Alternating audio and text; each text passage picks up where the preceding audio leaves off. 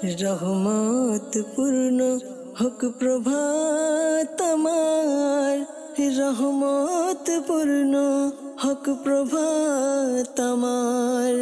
তাহাজ্জুদ আর ফজরের অভ্যাস আছে যার, রহমত পূর্ণ প্রভাত হয় তার।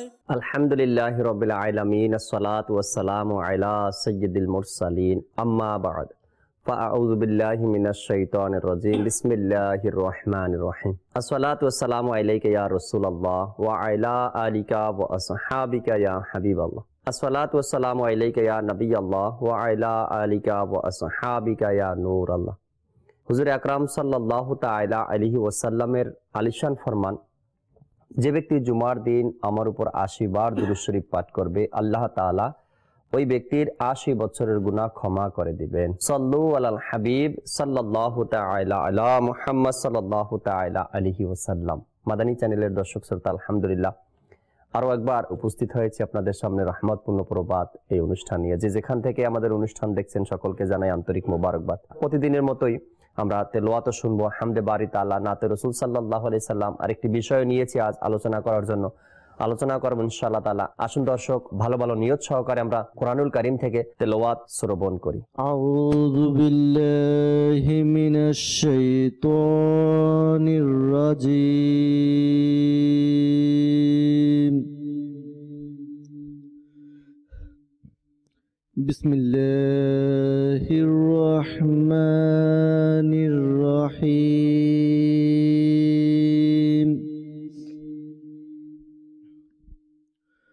কুল হুয়াল্লাহু আহাদ,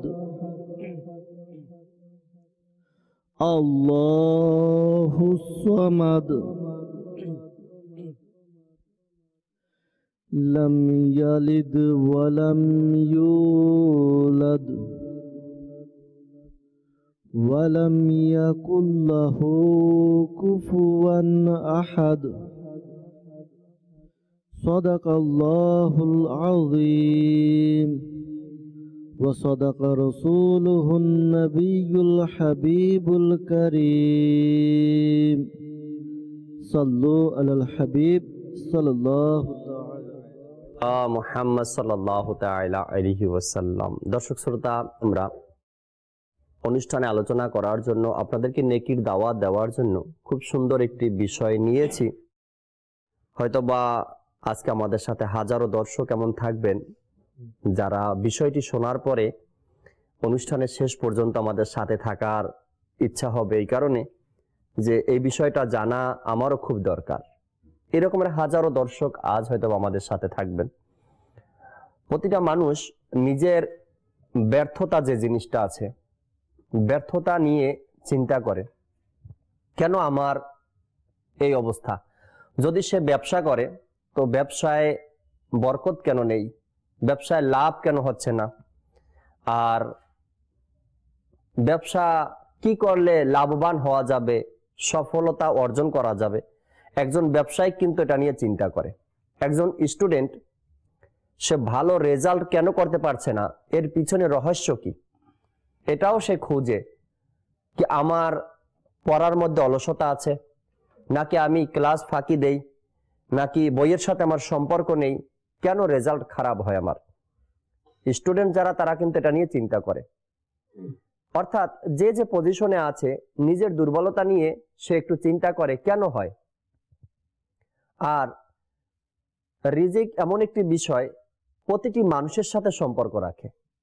সে ছোট হোক বা বড় হোক, ধনী হোক কিংবা গরিব, শহরের মানুষ হোক বা গ্রামের মানুষ, দেশি হোক বা বিদেশি হোক, প্রতিটা মানুষের সাথে কিন্তু এই রিজিকের একটি সম্পর্ক রয়েছে।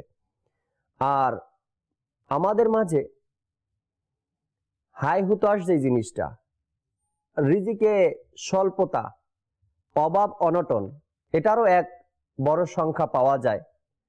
আজ আমি ব্যবসা করি তো এর মধ্যে লাভ হয় না, বা আমার ফ্যামিলিগতভাবে আমি পেরেশানিতে রয়েছি। অর্থাৎ দেখা যায়, আজকে যেটা বললাম আমি, যে হাজারো দর্শক পাওয়া যাবে আজকে আমাদের সাথে, এই রিজিকের স্বল্পতা, অর্থাৎ রিজিকের মধ্যে বরকত পাওয়া যায় না, বা কামাই রোজগার যা করি, উপার্জন যা করি, ব্যবসা বাণিজ্য যা করি, এর মধ্যে কোনো বরকত নেই। ইনশাআল্লাহ তাআলা এই অনুষ্ঠানে রিজিকের স্বল্পতার কারণ নিয়ে আলোচনা করার চেষ্টা করব। কোন কোন কারণে রিজিকের স্বল্পতা দেখা দেয়, আর উপার্জনের মধ্যে কেন বরকত পাওয়া যায় না, ব্যবসা বাণিজ্যের মধ্যে বরকত নেই। এই যে রিজিকের স্বল্পতার কারণ যদি আমরা জানতে পারি, তো এই সকল বিষয়গুলো সব আমাদের সামনে চলে আসবে। অনেকগুলো কারণ রয়েছে দর্শক, রিজিকের স্বল্পতার অনেকগুলো কারণ রয়েছে। হয়তোবা আমরা অনেকেই জানি, আবার অনেকে জানি না।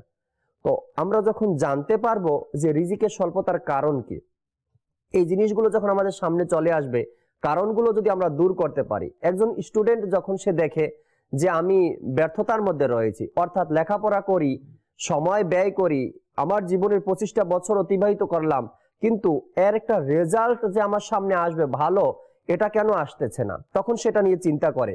আর যখন চিন্তা করে, তার দুর্বলতা যে জিনিসটা রয়েছে এটা খুঁজে বের করে। হয়তোবা সে পড়ালেখা সময় দেয় না, না হয়তো ক্লাসে ঠিকমতো যায় না, বইয়ের সাথে সম্পর্ক নেই। সে যখন এই বিষয়গুলো সামনে নিয়ে আসে, তখন তার ওই দুর্বলতা দূর হয়ে যায়, আর এই বিষয়টা তার যেটা সে চেয়েছে সেটা সে পেয়ে যায়। ঠিক আজ আমরা রিজিকের স্বল্পতার কারণ যদি আমরা সামনে রাখতে পারি, জানতে পারি, আর এই বিষয়গুলো যদি সামনে রেখে আমরা চলতে পারি, আশা করা যায় ইনশাআল্লাহ রিজিকের স্বল্পতার যে কারণ সমূহ রয়েছে এগুলো থেকে আমরা বাঁচতে পারবো, আর ইনশাআল্লাহ এই রিজিকের স্বল্পতা আমাদের দূর হয়ে যাবে। জুনায়েদ ভাই রয়েছেন, জুনায়েদ ভাই থেকে হামদে বাড়ি তাআলা শ্রবণ করব। সাল্লু আলাল হাবিব সাল্লাল্লাহু তাআলা আলা মুহাম্মদ সাল্লাল্লাহু তাআলা আলাইহি ওয়াসাল্লাম। প্রিয় ইসলাম ভাইরা এবং মাদানী চ্যানেলের দর্শকবৃন্দ, আসুন হামদে বাড়ি শোনার পূর্বে ভালো ভালো নিয়ত করে নেই যে আল্লাহ তাআলার সন্তুষ্টি অর্জনের জন্য, সওয়াব হাসিল করার জন্য আমরা সবাই মিলেমিশে হামদে বাড়ি নাতে রাসূল সাল্লাল্লাহু তাআলা আলাইহি ওয়াসাল্লাম পড়ব এবং শুনবো ইনশাআল্লাহ। সাল্লি আলা রাসূলিনা সাল্লি আলা হাবিবিনা সাল্লি আলা মুহাম্মাদিন সাল্লি আলা রাসূলিনা সাল্লি আলা হাবিবিনা সাল্লি আলা মুহাম্মাদিন। गलियों में घूम घूम कर खाके मदीना चूम कर, गलियों में घूम घूम कर खाके मदीना चूम कर, सीने से हम लगाएंगे, आँखों से हम लगाएंगे, आज नहीं तो कल सही सल्ले आला रसूलिना सल्ले आला हबीबिना सल्ले आला मुहम्मदिन।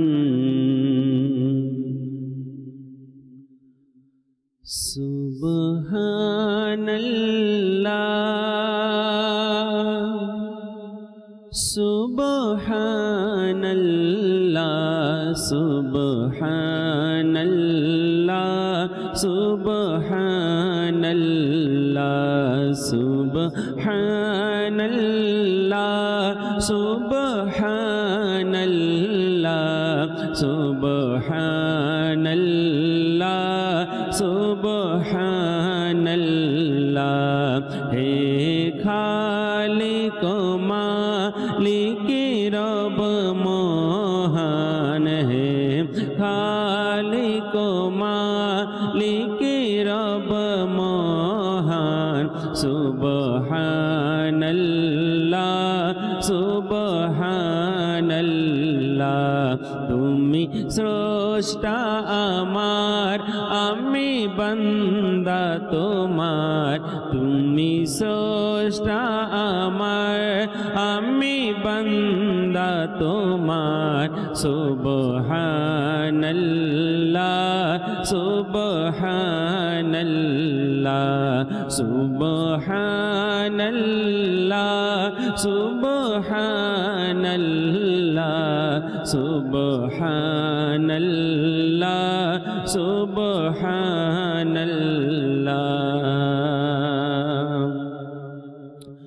মোরা ভিখারি তুমি দাতা মোরা বান্দা তুমি মওলা মোরা বান্দা তুমি মওলা মোরা ভিখারি তুমি দাতা মোরা বান্দা তুমি মওলা মোরা বান্দা তুমি মওলা মুখা পেখি তোমার ফকিরে বাদশাহ মুখা পেখি তোমার ফকিরে বাদশাহ সুবহানাল্লাহ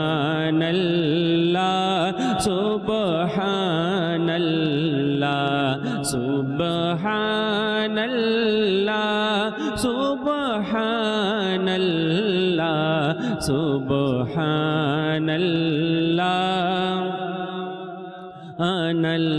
আনাল্লাহ মোরা পাপ করি তুমি মাফ করো মোরা জুলম করি তুমি দয়া করো মওলা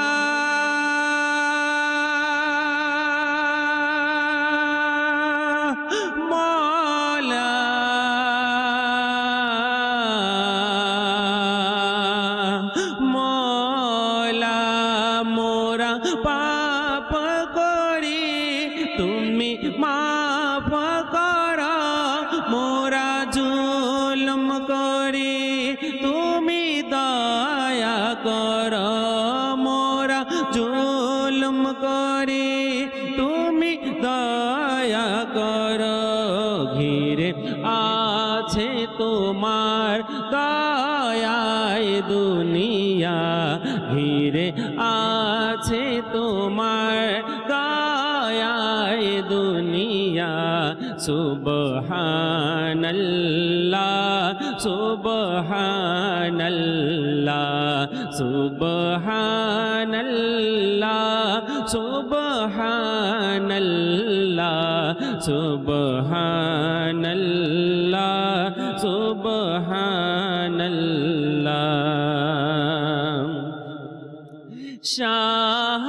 সাহায্যকারী তুমি গরিবের সহায়ক তুমি অসহায়ের সাহায্যকারী তুমি অসহায়ের ইয়া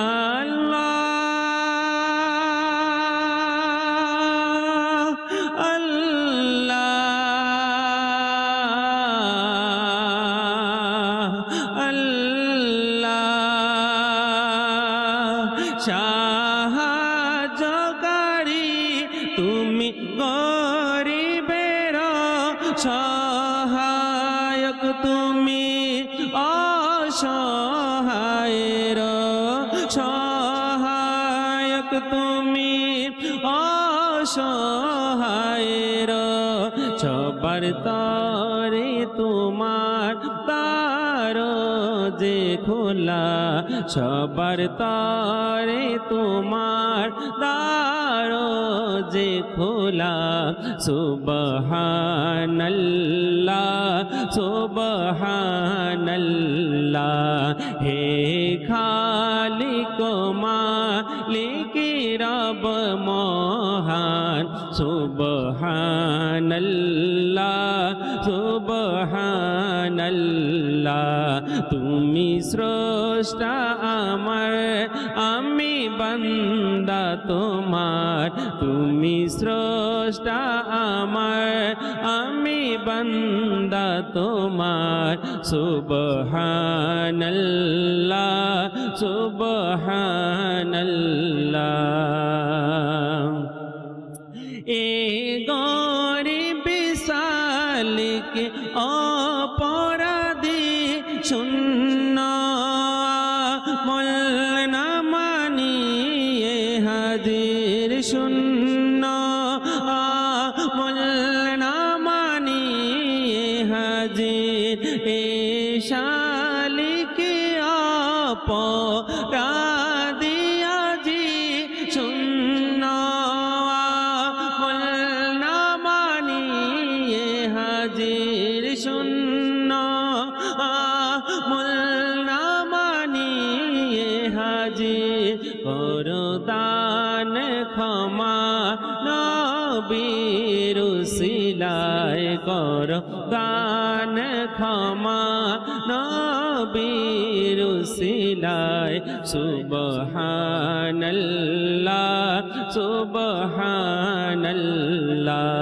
সুবহানাল্লাহ সুবহানাল্লাহ সুবহানাল্লাহ সুবহানাল্লাহ সাল্লু আলাল হাবিব সাল্লাল্লাহু তাআলা আলা মুহাম্মদ সাল্লাল্লাহু তাআলা আলাইহি ওয়াসাল্লাম। মাশাআল্লাহ। দর্শক, সকালে উঠে মাদানী চ্যানেলের মাধ্যমে আলহামদুলিল্লাহ আমরা আল্লাহ তাবারক ওয়া তাআলার জিকির করা, আল্লাহ তাবারক ওয়া তাআলার শান শোনার সেই সৌভাগ্য আমরা অর্জন করেছি আলহামদুলিল্লাহ। প্রতিদিন যখন আপনারা মাদানী চ্যানেলের সামনে বসবেন, সকালে উঠে এভাবে করে কোরআনে পাকের তেলাওয়াত আর আল্লাহ তাবারক ওয়া তাআলার শানে এভাবে করে জিকির করার, এরপরে নবী পাক সাল্লাল্লাহু তাআলা আলাইহি ওয়াসাল্লামের যে সানাখানি রয়েছে নাতে রসুল ইনশাআল্লাহ আপনারা শুনতে পারবেন মাদানী চ্যানেলের মাধ্যমে ইনশাআল্লাহ তাআলা। আপনার ছোট যারা আছে তাদেরকেও বসিয়ে দিন মাদানী চ্যানেলের সামনে, যাতে করে তারাও এগুলো শুনে শুনে নিজেও শিখতে পারে, আর হাঁটতে চলতে ঘুরতে ফিরতে যেন এভাবে করে তারাও জিকিরের মাধ্যমে যেন আল্লাহ তাবারক ওয়া তাআলা শুকরিয়া আদায় করতে পারে। দর্শক, রিজিকে স্বল্পতার কারণ, অনেকেই কারণ খুঁজতেছেন হয়তোবা এখন, যে কোন কারণে, এখনো খুঁজছেন, আগেও খুঁজছেন, যে কেন, কি কারণে রিজিকের মধ্যে স্বল্পতা আসে, আর স্বল্পতার কারণটা কি। কারণ তো অবশ্যই আছে, কারণ ছাড়া তো আর এভাবে হয় না, আর কারণগুলো তো অবশ্যই আজকে জানাবো আপনাদেরকে, আমরা জানবো ইনশাআল্লাহ তাআলা, যাতে করে আমাদের থেকে এগুলো দূর হয়ে যায়। আজ আমাদের সাথে আলহামদুলিল্লাহ সোহেল ভাইও রয়েছেন, নূর হোসেন তুষার ভাইও আমাদের সাথে আছেন ইনশাআল্লাহ। আমরা একজন একজন করে তাদের থেকে শুরুতে কিছু গুরুত্বপূর্ণ মাদানী ফুল শ্রবণ করব ইনশাআল্লাহ। এরপরে আপনার দর্শক শ্রোতা আপনাদের কল SMS এর দিকে যাবো ইনশাআল্লাহ। শুরুতে সোহেল ভাই থেকে কিছু মাদানী ফুল আশা করছি দর্শকের উদ্দেশ্যে। যে বিষয়টি চয়ন করা হয়েছে রিজিকের স্বল্পতার কারণ, জি জি, তো আমরা যদি একটু খেয়াল করি তাহলে দেখা যাবে এমন কোন পরিবার বাদ নেই যে পরিবারের এই অভিযোগটি নেই। আসবে ইনশাআল্লাহ, অভিযোগ শুনবো আপনার থেকে।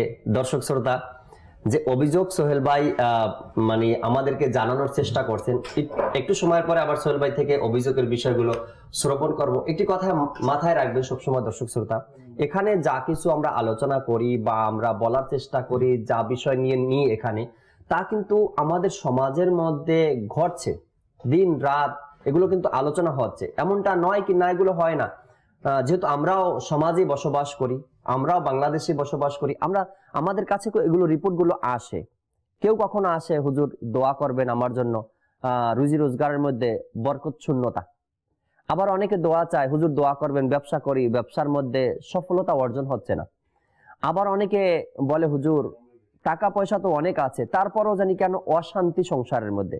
আবার অনেকে বলে, হুজুর বাস একটা সময় ছিল খুব ভালো ছিলাম, কিন্তু এখন ধীরে ধীরে করে আমাদের ফ্যামিলির মধ্যে এত পেরেশানি চলে আসছে, রুজি রোজগার তো হয়, কামাই বাণিজ্য তো হয়, উপার্জনের মাধ্যম তো আছে, কিন্তু আমরা এ থেকে কোনো সুফল পাচ্ছি না। হ্যাঁ, এর কিছু পিছনে কারণ তো অবশ্যই আছে। হারামের দিকে হাত না বাড়ানো, যে ফ্যামিলিতে কেউ না কেউ হারামের দিকে হাত বাড়িয়েছে, ওই ফ্যামিলির মধ্যে কখনোই বরকত পাবেন না আপনি। উপার্জন তো হবে, কিন্তু বরকত শূন্যতাই থাকবে। আমার সোহেল ভাই যে বিষয়টি অভিযোগ শুরু করছিলেন, সোহেল ভাই থেকে শুনবো। জি সোহেল ভাই।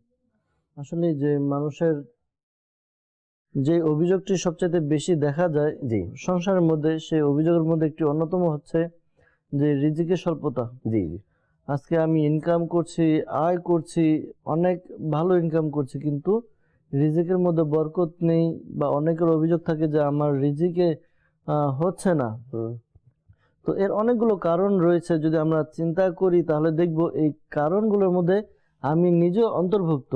এই কারণগুলো, এই কাজগুলো আমি করে থাকি, আর এই কাজগুলোর কারণে আমার রিজিক কমে যাচ্ছে। জি জি হয়তোবা অনেকে বলে থাকে, অভিযোগ করে থাকে, আল্লাহ তাআলা আমাকে রিজিক দিচ্ছে না বা আমাকে পাচ্ছি না, এরকম আসলে না। বিষয়টি দেখা যায় অনেকগুলো জিনিস একটা আরেকটার সাথে ওতপ্রোতভাবে জড়িত।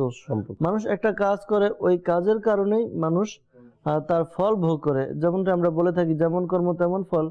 তো ঠিক তেমনি রিজিকে যে স্বল্পতা আসে, এই স্বল্পতার এক তো ঠিক আছে, আল্লাহ তাআলা মানুষকে, বান্দাকে পরীক্ষা করার জন্য তাকে বিভিন্নভাবে পরীক্ষা করে থাকে। এর মধ্যে একটি হচ্ছে রিজিকের স্বল্পতা। এছাড়াও আরো অনেক কারণ রয়েছে। এই কারণগুলোর মধ্যে একটি হচ্ছে নামাজ ছেড়ে দেওয়া। যে ব্যক্তি নামাজ সঠিকভাবে আদায় না করে, নামাজ ছেড়ে দেয়, তার রিজিকের মধ্যে স্বল্পতা চলে আসে, রিজিক সংকীর্ণ হয়ে যায়। কিতাবের মধ্যে বর্ণিত হয়েছে যে যে ব্যক্তি সঠিকভাবে নামাজ আদায় করে, 5 ওয়াক্ত নামাজ আদায় করবে, তার রিজিক প্রশস্ত হবে। কিন্তু দেখা যায় যে আজকে আমরা অভিযোগ করে থাকি যে আমার তো ঘরের মধ্যে বরকত নাই, আয় নেই, আমি ইনকাম করি, ভালো টাকা ইনকাম করি, কিন্তু বরকত নেই। তো দেখা যাবে তাকে যদি জিজ্ঞাসা করা হয়, ভাই আপনি কি নামাজ আদায় করেন? বলবে, ভাই না, আমি ঠিক মতো নামাজ আদায় করি না। কিন্তু আমরা এই বিষয়গুলো খেয়াল করি না যে আমি নিজে নামাজ আদায় করছি না, আবার আল্লাহ তাআলার দরবারে রিজিকের আশা করছি। একটু চিন্তা করি, যখন আমি চাকরি করি, যে চাকরি আমি করি, যার অধীনে আমি কাজ করি, আমি একজন ব্যক্তির মালিকের অধীনে আছি, আমি যদি কাজ করি তাহলে কিন্তু আমি মাস শেষে বেতন পাই। আমি মাস শেষে বেতন পেয়ে থাকি, আর ওই বেতন দিয়ে আমি আমার পরিবারের ভরণ পোষণ করে থাকি। এখন যদি আমি কাজ না করি, কাজে যদি ফাঁকি দেই বা গ্যাপ দেই, তাহলে আমি চিন্তা করি আমাকে কি মালিক টাকা দেবে? বেতন দেবে না। তো ঠিক তেমনি আল্লাহ তাআলা আমার সবচেয়ে বড় মালিক হচ্ছে আল্লাহ তাআলা। আমি আল্লাহ তাআলার নাফরমানি করছি, নামাজ আদায় করছি না, কিন্তু আবার আশা করছি আমি আমার রিজিকের জন্য বরকত হয়, এমনটি নয়। আল্লাহ তাআলার নাফরমানি না করে নামাজ আদায় করা, এটি একটি মাধ্যম যার মাধ্যমে আল্লাহ তাআলা রিজিকে বরকত দিয়ে থাকেন। আরো অনেক বিষয় রয়েছে, যেই বিষয়গুলো যদি আমরা সূক্ষ্মভাবে চিন্তা করি, চিন্তা করার মাধ্যমে আমাদের কি হবে, রিজিক বৃদ্ধি পাবে, রিজিকের যে স্বল্পতা রয়েছে সে স্বল্পতাও দূর হবে ইনশাআল্লাহ। ইনশাআল্লাহ তাআলা। শুরুতে একটি কারণ আমরা সোহেল ভাই থেকে জানতে পারলাম, নামাজে অলসতা করা, নামাজ কাজা করা, নামাজকে ছেড়ে দেওয়া, এটাও রিজিকের স্বল্পতার কারণ। আর কিবলা শাইখে তরিকত আমির আহলে সুন্নাত দামাত বারকাতুমুল আলিয়া নতুন যে নামাজের আহকাম বের হয়েছে, আলহামদুলিল্লাহ বাংলার কাজ চলতেছে, এটা অতি শীঘ্রই বাংলা অনুবাদ হবে, আপনাদের পর্যন্ত পৌঁছাবে ইনশাআল্লাহ তাআলা। এই কিতাবের মধ্যেও এই হাদিসে কারিমাটা তিনি বর্ণনা করেছেন কি, নামাজকে ছেড়ে দেওয়া, নামাজ আদায় সঠিকভাবে না করা, সঠিক সময় না করা, এটাও রিজিকের স্বল্পতার কারণ। আমাদের সাথে নুর হোসেন ভাইও রয়েছেন, কিছু মাদানী ফুল নুর হোসেন ভাই থেকেও নিব, এরপর ইনশাআল্লাহ দর্শকের কল SMS এর দিকে যাব। জি নুর হোসেন ভাই। বিসমিল্লাহির রহমানির রহিম। জাকির ভাই, জি আলহামদুলিল্লাহ, রহমতপূর্ণ প্রভাত, সকলকে মোবারকবাদ। বিশেষ করে মাদানী চ্যানেলের দর্শক শ্রোতা যারাই মাশাআল্লাহ দেখতেছেন, আল্লাহ তাআলা সবাইকে বরকত দান করুক। এর বিষয়টা আলহামদুলিল্লাহ আমাদের প্রতিটা মানুষের সাথেই জড়িত, কারণ রিজিক প্রতিটা মানুষই সন্ধানের মধ্যে থাকে, আর আল্লাহ তাআলা বান্দাকে তার সৃষ্টির আগেই তার রিজিকের ব্যবস্থা করে রেখেছেন। তো এই রিজিকের স্বল্পতার কারণ যদি আমরা আমাদের সমাজের দিকে লক্ষ্য করি, তাহলে দেখতে পাই যে প্রতিটা মানুষ আজকে কোনো না কোনো বিপদে অথবা কোনো না কোনো সমস্যার মধ্যে সম্মুখীন রয়েছে। কেউ হয়তোবা ঋণগ্রস্ত, কেউ অভাব, কেউ সন্তান প্রত্যাশী, কেউ আবার অবাধ্য সন্তানের বিষণ্ণতার মধ্যে রয়েছে। রাইট। তো প্রতিটা মানুষই কোনো না কোনো সমস্যার মধ্যে তারা সম্মুখীন রয়েছে। তো আজকে এই সমস্যার ভিড়ে বর্তমান যুগে যে সবচেয়ে বড় যে সমস্যাটি আমাদের মুখের মধ্যে আসে, জবানের মধ্যে আসে, সেটা হচ্ছে যে আমার অভাব অথবা আমার রিজিকের মধ্যে বরকত হচ্ছে না। তো একটা বিষয় না বললেই নয়, আজকে আমাদের সমাজে মানুষের যে অভিযোগ যে আমি অভাবে আছি, আমার ঋণের বোঝা রয়েছে, তো তো আমার মানে জাস্ট পেরেশানি আর পেরেশানি মুখের মধ্যে। কিন্তু আফসোসের বিষয় হচ্ছে মানুষ কোরআন হাদিস বুজুর্গানের দিনদের যেই মাদানী ফুল যে বাণী রয়েছে, এই স্বল্পতা রিজিক স্বল্পতার কারণ যে তারা উল্লেখ করেছে কোরআন হাদিসের মধ্যে এসেছে, এগুলো জানা সত্ত্বেও আমরা সমাজের লোকেরা এই সকল বিষয় একাগ্রতার সাথে চিন্তাও করি না এবং এই কারণগুলো থেকে আমরা বাঁচার চেষ্টাও করি না। কিন্তু আফসোসের বিষয় হচ্ছে আমাদের জবানে মায়া কান্না রয়েছে, আমরা শুধু কান্না করতেছি, আফসোস করতেছি, মানুষের কাছে অভিযোগ করতেছি, কিন্তু এটা থেকে যে কিভাবে বাঁচতে হবে সেটা আমরা চেষ্টাও করতেছি না। প্রথমেই রিজিকের বরকতের বিষয় একটি ওয়াকিয়া আমির আহলে সুন্নাত দামাত বরকাতুহুল আলিয়ার বিশ্ববিখ্যাত কিতাব ফায়জানের সুন্নতের মধ্যে তিনি 200তম পৃষ্ঠার মধ্যে উল্লেখ করেন ঘটনাটি, যেটা হচ্ছে এরকম ঘটনাটি যে একজন বিশ্ববিখ্যাত মুহাদ্দিস হযরত সাইয়েদুনা হুদবা বিন খালিদ রহমাতুল্লাহ তাআলা আলাইহি, উনাকে একবার বাগদাদের খলিফা মামুনুর রশিদ উনাকে নিমন্ত্রণ করলেন যে হুজুর আপনি আসুন আমার বাসায় একবেলা আহার করুন। তো আল্লাহর ওলি, তো তিনি তার আমন্ত্রণকে কবুল করলেন। তো তারা আহার করতে বসলেন। তো আহারের সর্বশেষ সময় তো ওই আল্লাহর ওলি বিশ্ববিখ্যাত মুহাদ্দিস হুদবা বিন খালিদ রহমাতুল্লাহ তাআলা আলাইহি দস্তরখানার মধ্যে যে পতিত খাবারগুলো পড়েছিল, খাবার শেষে খাবারগুলো সে খুঁজে খুঁজে খুঁজে খুঁজে সে খাচ্ছিল। তো খলিফা, বাগদাদের খলিফার বাড়িতে এসেছে। তো একটা জিনিস আমরা চিন্তা করি যে কোথায় কার সামনে আসি, অনেক সময় আমরা এসব চিন্তা করে আমাদের কার্য বুঝে কাজ করতে হয়। দেখেন আল্লাহর ওলিদের কি রকম আন্দাজ। তো তিনি ওটা করতেছে ভাবে। তো খলিফা মামুনুর রশিদ বলতেছে, হে শায়েখ, আপনার কি পেট ভরেনি? তো হ্যাঁ অবশ্যই, কেন, পেট তো ভরেছে আলহামদুলিল্লাহ। তো আপনি কেন খাবারকে, পড়ে যাওয়া খাবারকে তুলে তুলে খাচ্ছেন? তো হুদবা বিন খালিদ রহমাতুল্লাহ তাআলা তিনি বলতেছেন, আমি হযরত সাইয়েদুনা হাম্মাদ বিন সালামা রাদিয়াল্লাহু তাআলা আনহু থেকে একটি হাদিস শ্রবণ করেছিলাম, আর আমি সেই হাদিসটির উপর আমল করতেছি। সুবহানাল্লাহ। আর সেই হাদিসটি হচ্ছে হুজুর আকরাম সাল্লাল্লাহু আলাইহি ওয়াসাল্লাম ইরশাদ করেছেন, যে ব্যক্তি দস্তরখানায় পতিত খাবার খুঁজে খুঁজে তুলে তুলে খাবে, সে কখনো কি অভাবের মধ্যে পতিত হবে। আল্লাহ আল্লাহ আল্লাহ, সুবহানাল্লাহ সুবহানাল্লাহ। তো আমি সেই হাদিসের উপর আমল করতেছি। তো খলিফা মামুনুর রশিদ যখন এটা শুনলেন, সে উৎসাহ হয়ে গেলেন, সে অবাক হয়ে গেলেন। তো সে তার যিনি খাদেম ছিলেন, খাদেমকে সে ইশারা করলেন। খাদেম 1000 দিনার রুমালে সে পেশ করলেন খলিফা মামুনুর রশিদের কাছে, এবং খলিফা মামুনুর রশিদ হুদবা বিন খালিদ রহমাতুল্লাহ তাআলা তারা সেটাকে উপহার হিসেবে দিয়ে দিলেন। সুবহানাল্লাহ। এখানে কয়েকটা বিষয় নূর হোসেন ভাই, তো এখানে একটা বিষয় জাকির ভাই আমি বলে শেষ করে দিই, সেটা হচ্ছে হুদবা বিন খালিদ রহমাতুল্লাহ তাআলা ইনি বলতেছেন, আমি যে আল্লাহ রাসূলের হাদিসের উপর আমল করলাম, এই হাদিসের যে বরকত সেটা সাথে সাথে প্রমাণ হয়ে গেল। আল্লাহ আল্লাহ আল্লাহ আল্লাহ, সেটা সাথে সাথে প্রমাণ হয়ে গেল। আল্লাহ তাআলা, আল্লাহ রাসূলের যে ফরমান সেটা যে কতটা কার্যকরী সেটার সাথে সাথে মাত্র প্রমাণ হয়ে গেল। আমি পেয়ে গেলাম যে আমি পতিত খাবার তুলে খেলাম। আল্লাহ তাআলা বলেছেন, আল্লাহ রাসূল বলেছেন যে কখনো সে রিজিকের অভাব হবে না, আর আল্লাহ তাআলা সাথে সাথে আমাকে পুরস্কৃত করে দিলেন। কারণ না কারো মাধ্যমে আল্লাহ তাবারক ওয়া তাআলা পুরস্কৃত করেছেন। এখানে দুইটা বিষয় আমার সামনে স্পষ্ট, দর্শক শ্রোতাও শুনলেন। খুব সুন্দর একটি হাদিসে পাক। এক তো দস্তারখানা বিছানো, দ্বিতীয়ত দস্তারখানায় পরে থাকা খাবারকে তুলে খাওয়া। আমাদের মধ্যে তো দস্তারখানা এখন তো যদি আপনি এরকমের কিছু ফ্যামিলি আছে, তাদের মধ্যে তো এই জিনিসটা কি এটা চিনবেই না, এটা জানবে না, বুঝবে না যে দস্তারখানা কি। সোহেল ভাই, আমরা এর পূর্বেও দস্তারখানা নিয়ে আলোচনা করছি, দর্শকের কল SMS এসেছিল, এই জিনিসটা আবার কি। একে তো আমাদের মাঝে সেই বরকতপূর্ণ যে এক অভ্যাস, আমার হুজুর আকরাম সাল্লাল্লাহু আলাইহি সাল্লামের দস্তারখানা বিছিয়ে খাবার খাওয়া, এটা তো নেই আমাদের মাঝে। দ্বিতীয়ত খুব সহজ একটি পথ রিজিকের স্বল্পতার যে কারণ রয়েছে এগুলো দূর করা, আর রিজিক বৃদ্ধির এক মাধ্যম সেটা হলো দস্তরখানায় পড়ে যাওয়া খাবারকে তুলে খাওয়া। এটা কিন্তু অনেক কঠিন কাজ না।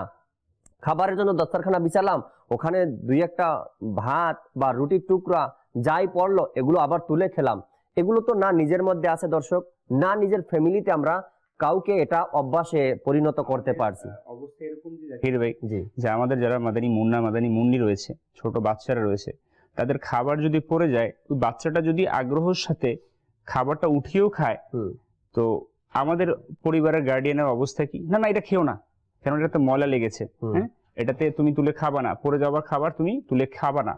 দেখেন এখানে আমরাই কিন্তু সুন্নতের বিপরীত করা শিখাচ্ছি আমাদের সন্তানদেরকে। আর আল্লাহর ওলিদের কি আন্দাজ ছিল, ইনারা প্রতিটা মুহূর্তে কে বাদশাহ, কে সরদার, কে সুলতান, মানে যে পরিবেশই হোক, স্থানীয় হোক, জাস্ট আমি হাদিসের উপর আমল করব। জি আল্লাহর অলির কেমন আন্দাজ ছিল, তো ইনারা সব সময় হুজুর আকরাম সাল্লাল্লাহু আলাইহি সাল্লামের বাণীর উপর আমল করত, আর এই আমল করার কারণে তারা রিজিকের মধ্যে বরকত পেত। আজকে দেখেন এই রিজিকের সম্মান আমাদের দ্বারা হয় না। এই রিজিককে আমরা আল্লাহর মাজাল্লাহ যেটা হচ্ছে আমরা গুরুত্ব দিই না। এমন অবস্থান আমাদের যে আমরা আজকে যদি দেখি আমাদের সমাজে যদি লক্ষ্য করি যে রিজিকের অসম্মান যেটা আমাদের মধ্যে রয়েছে, যে আমির আহলে সুন্নাত খুব সুন্দর করে ওনার ধারাভাষ্যটাই আমি তুলে ধরবো। জি আমির আহলে সুন্নাত ফরমান যে আজকে মানে খুব আফসোসের সাথে বলতে হয় যে আজকে সমাজের মধ্যে এমনই অবস্থা যে মানুষ রিজিককে বোধ জ্ঞানহীন সম্পূর্ণতার কারণে যে রিজিককে অসম্মান করে। একেবারে আপনি বিত্তশালী থেকে শুরু করে, যদি বলেন যে দালান কোঠা বাড়িওয়ালা লোক, তার থেকে শুরু করে একেবারে কুড়ে ঘর যারা রয়েছে, সকলের মধ্যে কিন্তু আজকে রিজিকের অসম্মান এই প্রবণতাটা দেখা যায়। কিরকম ভাবে? আপনি আমির আহলে সুন্নাত ফরমান যে বিয়ে শাদী বলেন, ঘরে আত্মীয়তার ক্ষেত্রে বলেন, যদি আত্মীয় স্বজন চলে আসে, যদি একটু ভালো মন্দ আয়োজনের ব্যবস্থা হয়, খাবারের ব্যবস্থা হয়, তো তখন কি হয় যে আমরা যে যতটুকু খাবার দরকার তার থেকে বেশি করি। আচ্ছা, এরপরে কি হয়, সে খাবারকে আমরা অসম্মান করি। রাইট। অসম্মান কিভাবে? যদি খাবার একটু বেশি হয়ে যায় অথবা অতিরিক্ত হয়ে যায়, সেটাকে আমরা ফেলে দেই অথবা সেটাকে আমরা আবর্জনার মধ্যে ফেলে দেই। যে এই কারণগুলি কিন্তু আমাদের রিজিকের স্বল্পতার কারণ। একবার একটা হাদিসে মোবারকা আম্মাজান আয়েশা সিদ্দিকা ইরশাদ করেন, হুজুর আকরাম সাল্লাল্লাহু আলাইহি সাল্লাম, ইবনে মাজাহ শরীফের হাদিস, হুজুর আকরাম সাল্লাল্লাহু আলাইহি সাল্লাম একবার আম্মাজান আয়েশা সিদ্দিকা রাদিয়াল্লাহু তাআলা আনহু বরকতময় ঘরের মধ্যে তিনি তাশরিফ আনলেন। তো তিনি দেখলেন যে ওনার ঘরের মধ্যে একটা রুটির টুকরা পতিত ছিল। তো হুজুর আকরাম সাল্লাল্লাহু আলাইহি সাল্লাম সেই রুটির টুকরোটা উঠালেন এবং সেটাকে মুছলেন এবং সেটা তিনি খেলেন। সুবহানাল্লাহ। তো তিনি বললেন, ইরশাদ করলেন, হুজুর আকরাম সাল্লাল্লাহু আলাইহি সাল্লাম ইরশাদ করলেন যে হে আয়েশা রাদিয়াল্লাহু তাআলা আনহু, এই জিনিসকে সম্মান করো, উত্তম জিনিসের সম্মান করো, অর্থাৎ রুটিকে সম্মান করো। কেননা এই জিনিস যেই সম্প্রদায় থেকে তুলে নেওয়া হয়েছে সেটাকে আর ফিরিয়ে দেওয়া হয়নি। যদি আজকে আমরা অভিযোগ করি আজকে কেন আমার রিজিকের মধ্যে বরকত না, কেন আমি খাবারের মধ্যে বরকত পাচ্ছি না, কেন আমি আমার পরিবারের জন্য ওই যতটুকু যথেষ্ট দরকার ওই পরিমাণ আমি খাবার কেন সংগ্রহ করতে পারছি না, এর একটা কারণ কি আমি রিজিকের সম্মান করছি না। আরেকটা হাদিসে পাক স্মরণে এসে গেল নুর হোসেন তুষার ভাই, সেটা হলো গিয়ে হুজুর আকরাম সাল্লাল্লাহু আলাইহি ওয়াসাল্লামের ইরশাদে কারিমা যে হাদিসটি, যে যে নিয়ামতের শুকরিয়া আদায় করে আল্লাহ তাআলা তার নিয়ামতকে বাড়িয়ে দেন। এটাও একটি কারণ রিজিকের স্বল্পতার। তার কারণ হয়েছে আমাদের কাছে যে নিয়ামত রয়েছে আমরা কিন্তু এতে শুকরিয়া আদায় করতে পারছি না। আর যদি শুকরিয়া আদায় করতে পারতাম তবে আমাদের লোভ লালসা আরো চাই এই জিনিসটা আমাদের মধ্যে থাকতো না। তো এটাও যেন আমরা দৃষ্টিতে রাখি, যে ব্যক্তি রিজিক পাওয়ার পরে শুকরিয়া আদায় করলো আল্লাহ তাআলা তার রিজিককে আরো বাড়িয়ে দিবেন। আল্লাহ পাক কোরআনুল কারীমের মধ্যে নিজে ইরশাদ করছেন, সূরা ইব্রাহিম আয়াত নম্বর 7 পারা 13, যার সারাংশ, যদি তোমরা কৃতজ্ঞ হও তবে আমি তোমাদের রিজিককে বাড়িয়ে দিব। সুবহানাল্লাহ সুবহানাল্লাহ, আমি তোমাদের রিজিককে বাড়িয়ে দিব। আর যদি অকৃতজ্ঞ হও তাহলে আমার শাস্তি কঠোর। আল্লাহ পাকের ইরশাদ হচ্ছে যদি কৃতজ্ঞ হও তাহলে আল্লাহ তাআলার পক্ষ থেকে আমাদের রিজিক আরো বেড়ে যাবে। আর যদি আমরা অকৃতজ্ঞ হই, রিজিককে অসম্মান করি, তাহলে আমাদের জন্য অপেক্ষা করছে আল্লাহ তাআলার কঠিনতম শাস্তি। তো এটা এই আয়াতে কারিমের উপর আমাদেরকে ধ্যান রাখা উচিত, আমাদেরকে খেয়াল রাখা উচিত যে আমরা রিজিককে কি অসম্মান করছি, তাহলে অবশ্যই আল্লাহ তাআলার কঠোর শাস্তি আমাদের জন্য অপেক্ষা করছে। আর যদি আমরা আল্লাহ তাআলার রিজিককে, প্রদত্ত রিজিককে সম্মান করে থাকি, তাহলে আমরা চিন্তা করতে পারবো না যে আমাদের রিজিক কত বৃদ্ধি পাচ্ছে। দর্শকের কিছু কল এসএমএস নিব, এরপর ইনশাআল্লাহ আবারও রিজিকের স্বল্পতার কারণ মুবাল্লিগ খুব ভালো প্রস্তুতি নিয়ে আসছেন দর্শক শ্রোতাকে নেকির দাওয়াত দেওয়ার জন্য, বিষয়গুলো জানানোর জন্য ইনশাআল্লাহ আবার আলোচনা করব। দর্শকের কল এসএমএস এর দিকে যাব, কল চালিয়ে দিন। লামিয়া সিদ্দিকা বিন্দু, আমি প্রতিদিন দেখি আপনার অনুষ্ঠান, আমার খুব ভালো লাগে। আমি একটা অসুস্থ মানুষ, আমি নাচ শুনতে চাই, আমার জন্য দোয়া করবেন। আসসালামু আলাইকুম। সালাম ওয়া রাহমাতুল্লাহি ওয়া বারাকাতুহু। মাশাআল্লাহ, আপনাকে নাচ শোনাবো। আপনি সব সময় অনুষ্ঠান দেখেন, শুকরিয়া। দেখতে থাকুন ইনশাআল্লাহ। দেখতে দেখতে একদিন আপনার ঘরটাও মাদানী রঙে রঙিন হয়ে যাবে ইনশাআল্লাহ তাআলা। পরবর্তী কল। চট্টগ্রাম কক্সবাজার থেকে রফিকুল ইসলাম বলছি। আমি একটি নাচ শরীফ শুনতে চাই। নাচটি হলো জিসকে লিয়ে মেরা নবী হে। সাথেই থাকুন, চেষ্টা করছি। পরবর্তী কল। আমার নাম হাফেজ মোহাম্মদ মোবারক হোসেন, আমি কুমিল্লা লাখান থেকে বলছি।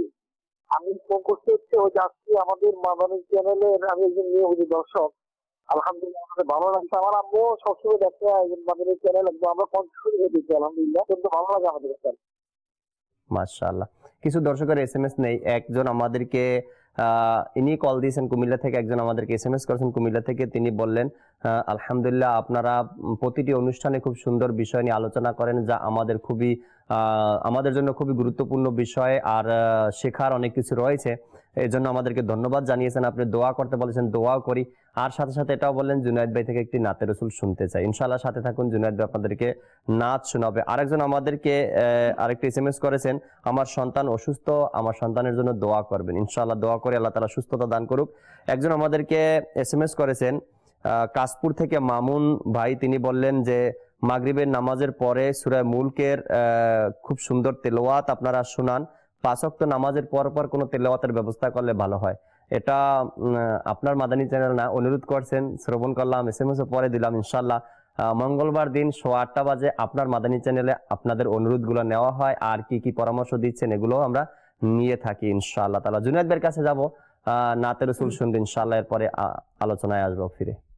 মন আমার পেতে চায় ও গো তোমার দিদার, মন আমার পেতে চায় ও গো তোমার দিদার, প্রিয় নবী করো পূরণ আশা আমার, কর পূরণ আশা আমার, কর পূরণ আশা আমার, কর পূরণ আশা আমার, পূর্ণিমার রজনী আর নুরানি বাহার, প্রিয় নবী দাও না তোমার দিদার, দাও না তোমার দিদার, দাও না তোমার দিদার, দাও না তোমার দিদার। সিদরাতুল মুনতাহা জান্নাতে আরশে সবখানে তুমি গেলে শান শওকতে, সিদরাতুল মুনতাহা জান্নাতে আরশে সবখানে তুমি গেলে শান শওকতে, এই অধম গোলামের স্বপ্নে একবার, এই অধম গোলামের স্বপ্নে একবার, প্রিয় নবী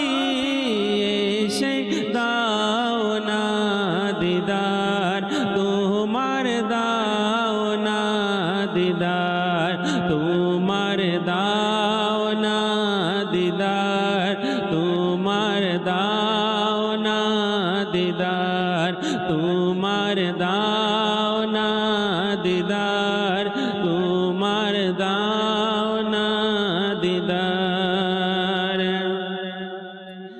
মৃত্যুর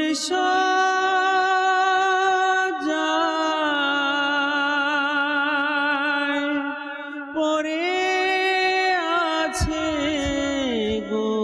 গোলাম তোমার, নুরানি চেহারা দেখতে মন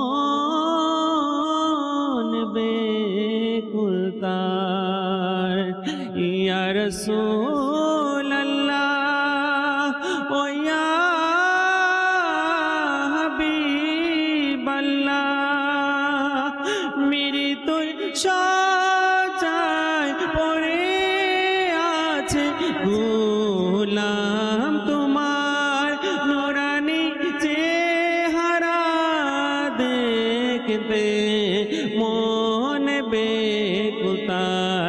যেন নিবে না যায় জীবনের প্রদীপ তার, যেন নিবে না যায় জীবনের প্রদীপ তার।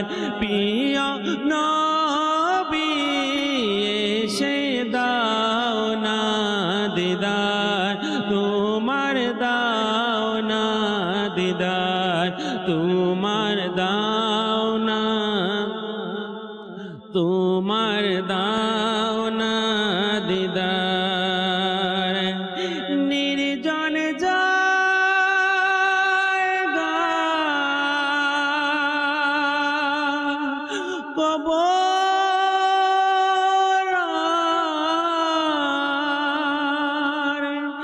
রাতে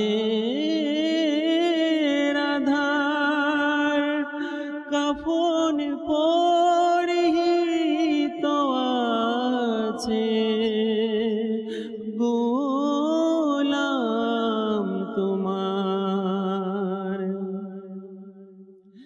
নির্জন জায়গা কবর রাতে রাধার, নির্জন জায়গা কবর রাতে রাধার, কাফন পরিহিত আছে গোলাম তোমার। থাকবে সে কিভাবে একা সাথী তার, আকা থাকবে সে কিভাবে কবরে সাথী তার।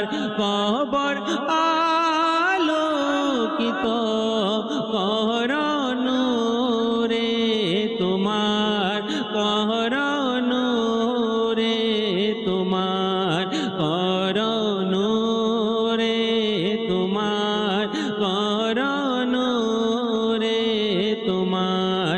মন আমার পেতে চায় গো তোমার দিদার, মন আমার পেতে চায় ও গো তোমার দিদার। প্রিয় নবী এসে দাও না দিদার, তোমার দাও না দিদার, তোমার দাও না দিদার, তোমার দাও না দিদার। আমিন আমিন আমিন, আল্লাহ তাআলা কবুল করুক। দর্শক আরো কিছু মাদানী ফুল নিচ্ছি সোহেল ভাই থেকে। সোহেল ভাই আরো কিছু মাদানী ফুল দর্শকের উদ্দেশ্যে আজকে। রিজিকের স্বল্পতার কারণ, স্বল্পতা যে কারণগুলো রয়েছে, একটি ঘটনা আরজ করার চেষ্টা করছি। আশা করি দর্শকবৃন্দ এই ঘটনা শ্রবণের মাধ্যমে বুঝে যাবেন যে কোন কারণে আমার রিজিক বৃদ্ধি পাচ্ছে না বা রিজিকে বরকত হচ্ছে না। জি। এক ব্যক্তি, সে খুবই ধনী ছিল। সে তার কাজ শেষে ঘরে ফিরে আসলো। ঘরের মধ্যে আসার পরে তার মনটা মানে ছটফট করছে, কেমন ভালো লাগছে না, অস্থিরতা লাগছে। সে ঘুমানোর চেষ্টা করলো রাত্রবেলা, কিন্তু তার ঘুম আসছে না। এমন অবস্থা, মানে একটা অন্তর থেকে যে একটা মানে হয় যে ওরকম তার অবস্থা। সে কি করলো, মানে অস্থিরতার কারণে সে ঘর থেকে বের হয়ে গেল। সে মানে পায়চারি করতে লাগলো, হাঁটতে লাগলো। রাস্তা হাঁটতে হাঁটতে এক মসজিদের পাশ দিয়ে অতিক্রম হচ্ছিল। এমন সময় মসজিদ থেকে কান্নার আওয়াজ আসছে। তো এই লোকটি আর চিন্তা করলো যে এত রাত্রবেলা মসজিদের মধ্যে কে কান্না করছে। সে কি করলো, মসজিদে প্রবেশ করলো। মসজিদে প্রবেশ করে দেখলো এক ব্যক্তি মসজিদে আল্লাহ তাআলার দরবারে দোয়া করছে যে আল্লাহ, আমি খুবই অভাবের মধ্যে আছি, অনেক পেরেশানির মধ্যে আছি, এরকম করে দোয়া করছে। তখন ওই লোকটি তখন মনে মনে চিন্তা করলো যে আমি এখন থাকার কথা ছিল আমার ঘরের মধ্যে, কিন্তু আমি এখানে মসজিদে আসলাম আর এই লোকটি পেরেশানি শুনলাম। আমার কাছে তো, আমি তো ধনী, আমার কাছে তো টাকা পয়সা আছে, তো আমি তাকে একটু সাহায্য করি। তো কি করলো, ওই লোকটিকে যে দোয়া করছিল কেঁদে কেঁদে, ওই লোকটিকে কিছু সাহায্য করলো। ভাই, এই টাকাটা আপনি রাখুন, এটা দিয়ে আপনার অভাবকে আপনি পূরণ করবেন, আপনার যেই জিনিসগুলো প্রয়োজন আপনার চাহিদা পূরণ করবেন। লোকটি টাকা নিল তার থেকে। যখনই টাকা নিল, যে লোকটি টাকা প্রদান করলো তার অন্তরের মধ্যে একটা শান্তি অনুভব হলো। আর সাথে সাথে তার চিন্তা আসলো, হয়তো আল্লাহ তাআলা আমাকে আমার বাসা থেকে এখানে নিয়ে এসেছে এই কারণেই যে লোকটি দোয়া করছে, এই দোয়ার কারণে আমি এসেছি, আল্লাহ তাআলা আমাকে পাঠিয়েছে এর সাহায্য করার জন্য। আমি যখন তাকে সাহায্য করলাম, আমার মনের মধ্যে অন্তরের মধ্যে প্রশান্তিও চলে আসলো। তখন কি করলো, যখন তার মনের মধ্যে প্রশান্তি আসলো, সে তার মানি ব্যাগ থেকে তার ভিজিটিং কার্ড, যেটা বলা হয়, কার্ড দিল, যে এটা আমার অ্যাড্রেস, তুমি আমার সাথে যোগাযোগ করিও, আমি দেখি কিছু চাকরি বা এরকম ব্যবস্থা করবে। তখন যে ব্যক্তি দোয়া করছিল সে বলতে লাগলো যে আপনার এই কার্ডের আমার দরকার নেই, আমার জন্য আমার আল্লাহই যথেষ্ট। আজকে যে আপনাকে পাঠিয়েছে, আমার যদি আবারও কখন আমি পেরেশানিতে পড়ি, কোনো অভাবের মধ্যে আমি যদি গ্রেফতার হয়ে যাই, তখন আজকে যে আমাকে ব্যবস্থা করে দিয়েছে আমার জন্য সেই যথেষ্ট, আপনার কার্ডের আমার প্রয়োজন নেই। আমি আবার যখন বিপদে পড়বো তখন আল্লাহ তাআলার দরবারে দোয়া করবো। আজকে যেমন আল্লাহ তাআলা আপনাকে পাঠিয়েছেন, যখন আমি দোয়া করবো আল্লাহ তাআলা আবার আমাকে কারোর মাধ্যমে সাহায্য করবেন। এখন আমরা একটু চিন্তা করি দর্শকবৃন্দ, যে এই লোকটির ঘটনা, সে বলল যে আমি দোয়া করেছি আল্লাহ তাআলার দরবারে, আল্লাহ তাআলা কাউকে না কাউকে পাঠিয়ে দিয়েছেন। তো এরকমই আমি চিন্তা করি আজকে আমি দোয়ার মধ্যে কতটুকু হাত তুলি, তো আমি কতটুকু আল্লাহ তাআলার দরবারে প্রার্থনা করি যে আল্লাহ আমি এই পেরেশানির মধ্যে রয়েছি। না, বরঞ্চ আমরা কি করি, আল্লাহ তাআলার দরবারে না চেয়ে আমরা চাই অনেক কাছে, ভাই এ টাকা আমাকে দেন, ভাই আমাকে সাহায্য করেন। কিন্তু না, আমাদের সাহায্য চাইতে হবে আল্লাহ তাআলার দরবারে।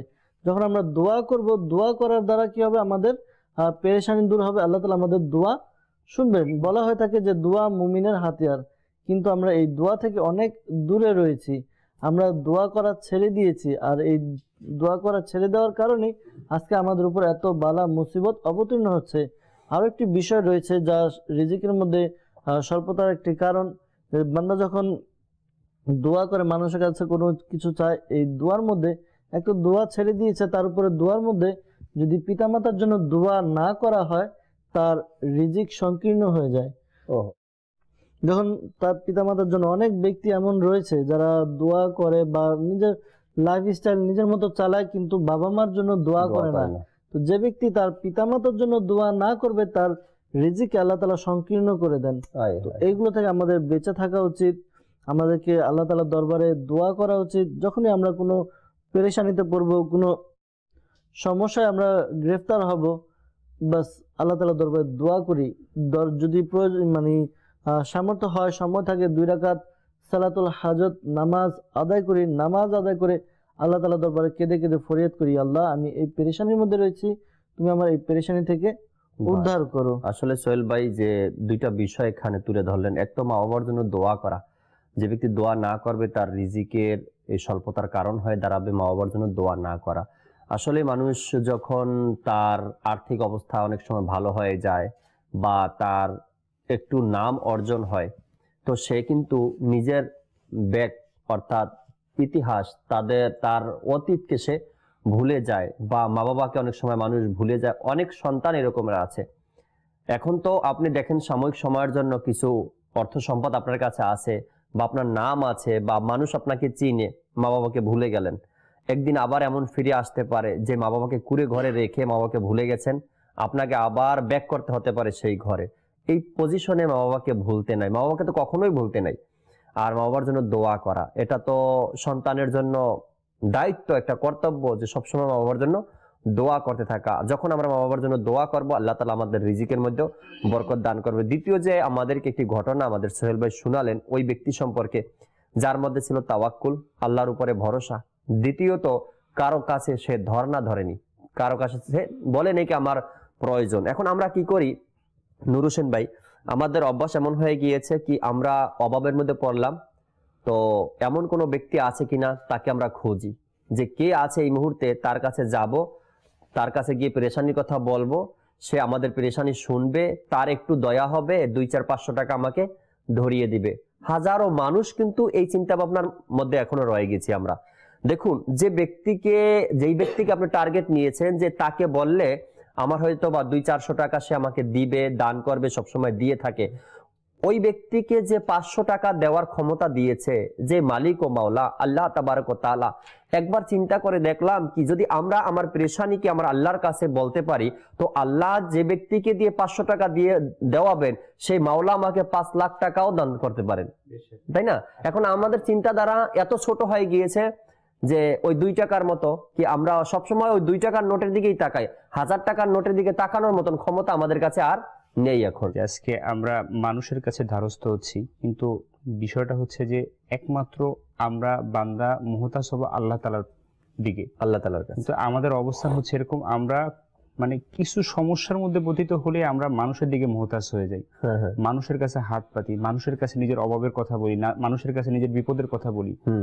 তো এখন যে মালিক, যেটা আপনি খুব সুন্দর করে বললেন, যে বান্দা আল্লাহ তাআলার, সে আমারই মতো, সে আমাকে 500 টাকা দিচ্ছে আল্লাহ তাআলার দয়ায়, তাহলে যে মালিক তাকে দিয়ে দেওয়া হচ্ছে সেই মালিক কত দেওয়ার ক্ষমতা রাখে, কত দয়ালু মাওলা, কত দয়ালু মাওলা। এখন আমাদের অবস্থান কি? যতটা না আমরা মানুষের কাছে নিজের অবস্থান পেশ করি, ততটা আমরা আল্লাহ তাআলার দরবারে পেশ করি না। তো ওলামায়ে কেরাম ফরমান, বুজুর্গানে দিন ফরমান, যখন তুমি দেখবে তোমার রিজিকের মধ্যে স্বল্পতা চলে আসছে, তুমি দেখবে তোমার মধ্যে অভাব চলে আসছে, তুমি একাগ্রতার সাথে আল্লাহ তাআলার কাছে চাও, আল্লাহ তাআলার কাছে দোয়া করো, যদি সম্ভব হয় নিজের পরিবারকে নিয়ে দোয়া করো, নিজের সন্তান স্ত্রী এদেরকে নিয়ে একত্রে বসো, একটু আল্লাহ তাআলার কাছে পরিবারকে নিয়ে কান্না করো যে আল্লাহ, এটা তো তোমার মুমিন বান্দাদের শান, তুমি তাদেরকে রিজিক স্বল্পতা করেছো, তাদেরকে পরীক্ষা করেছো, কিন্তু আমরা তো গুনাহগার, আমাদের গুনাহের কারণে আজকে আমাদের মধ্যে এই বিপদ সম্মুখীন হয়েছে। তো যখন পরিবারের সবাই, স্ত্রী সন্তান সবাই কান্না করবে আল্লাহ তাআলার দরবারে, ধরো এই পরিবেশটা কিরকম সৃষ্টি হবে? অবশ্যই আল্লাহ তাআলার দয়া হবে, মায়া হবে। তো এখানে আমাদের কাজটা হচ্ছে যে আমরা যাতে মানুষের কাছে, হ্যাঁ উসিলা তো অবশ্যই লাগবে, মানুষ উসিলা হয়ে আল্লাহ তাআলা মানুষের মাধ্যমে আমাদেরকে সাহায্য করবে। তো এখন যেই জিনিসটা হচ্ছে আমাদের বেশি চাইতে হবে আল্লাহ তাআলার দরবারে। তো দুটি ব্যবস্থাপত্র রিজিকের বরকতের মধ্যে ফায়জানে সুন্নতের মধ্যে এসেছে। আমির আহলে সুন্নাত খুব সুন্দর করে ফরমান, একটি ইবনে মাজাহ শরীফের হাদিস, একটি আবু দাউদ শরীফের হাদিস। ইবনে মাজাহ শরীফের হাদিস, এখানে আমিরুল মুমিনিন হযরত ওমর ফারুক আজম রাদিয়াল্লাহু তাআলা আনহু ইনি বর্ণনা করেন, হুজুর আকরাম নূরে মুজাসসাম সাল্লাল্লাহু তাআলা আলাইহি ওয়াসাল্লাম ইরশাদ করেন, তোমরা একত্র হয়ে খাবার খাও, পৃথক পৃথক ভাবে খাবার খেও না, কেননা বরকত একত্র হয়ে খাবারের মধ্যে বরকত রয়েছে। তো একত্রতার সাথে, মানে একত্র হয়ে পরিবারের সবাই যদি আমরা একসাথে বসে খাই। আরেকটি হাদিসে মোবারকা যে ওয়াহশী বিন হারব রহমতুল্লাহ তাআলা আলাইহি, ইনার দাদা ছিলেন সাহাবী রাসূল, তিনি তার থেকে বর্ণনা করেন, একবার সাহাবায়ে কেরাম আলাইহিমুর রিদওয়ান তিনারা হুজুর আকরাম সাল্লাল্লাহু তাআলা আলাইহি সাল্লামের দরবারে হাজির হলেন। তো ইরশাদ করেন, ইয়া রাসূলুল্লাহ সাল্লাল্লাহু আলাইহি সাল্লাম, আমাদের রিজিকের মধ্যে আমরা বরকত পাচ্ছি না, আমরা খাবার খাচ্ছি, রিজিক উপার্জন করছি, কিন্তু আমরা বরকত পাচ্ছি না। তো আল্লাহ রাসূল সাল্লাল্লাহু তাআলা আলাইহি ওয়াসাল্লাম ইরশাদ করেন, তোমরা কি পৃথক পৃথক ভাবে খাবার খাও? তখন সাহাবায়ে কেরাম আলাইহিমুর রিদওয়ান আরজ করেন, জি হ্যাঁ ইয়া রাসূলুল্লাহ, আমরা পৃথক পৃথক ভাবে খাবার খাই। তো হুজুর আকরাম সাল্লাল্লাহু আলাইহি সাল্লাম ইরশাদ করলেন, তোমরা একত্র হয়ে সকলে খাবার খাও এবং বিসমিল্লাহ পড়ে খাবার খাও, আল্লাহ তাআলা তোমাদের খাবারের মধ্যে বরকত দিবেন। আল্লাহ আল্লাহ আল্লাহ। আজকে আমাদের অবস্থার পরিবারের মধ্যে যে এই জিনিসটা, খাবারের টেবিল আছে আমাদের বিদ্যমান ঘরে, তো এখন এমন অবস্থা, আমি একটা সময় খাচ্ছি, বাবা একটা সময় খাচ্ছে, আমার সন্তান একটা সময় খাচ্ছে, একটা অভ্যাস হয়ে গেছে, আমার যখন মন চাইছে আচ্ছা আমি 10টার দিকে খাবো, হ্যাঁ আমি টিভির সিরিয়ালটা দেখিনি, নাটকটা দেখিনি, তারপর আমি খাবো, মাশাআল্লাহ। আমাদের অভ্যাসগুলো আর কি, যেটা আর কি ঘরের মধ্যে কমন একেবারে, যে না আমি এটা শেষ না হলে খাবো না, তোমরা খাও, ঠিক আছে? তো আল্লাহ তাআলা বলতেছে, যখন কোন পরিবারের মধ্যে পরিবারের সকলে একত্রিত হয়ে খাবার খায় দস্তরখানার মধ্যে, ওই খানটা, ওই খাবারের স্থানটার মধ্যে আল্লাহ তাআলার খাস রহমত নাজিল হয়। সুবহানাল্লাহ। তো দেখেন এখন আল্লাহ তাআলা তার রাসূল হাবিব সাল্লাল্লাহু আলাইহি ওয়াসাল্লামের মাধ্যমে কতটা সুন্দর ব্যবস্থাপত্র আমাদের জন্য রেখে দিয়েছেন, আর এর মধ্যে কিন্তু সুখ দুঃখ ভাগাভাগি হয়। আজকে মা না খেয়ে আছে, সন্তান জানে না, বাবা খেতে পারে না, সন্তান জানে না।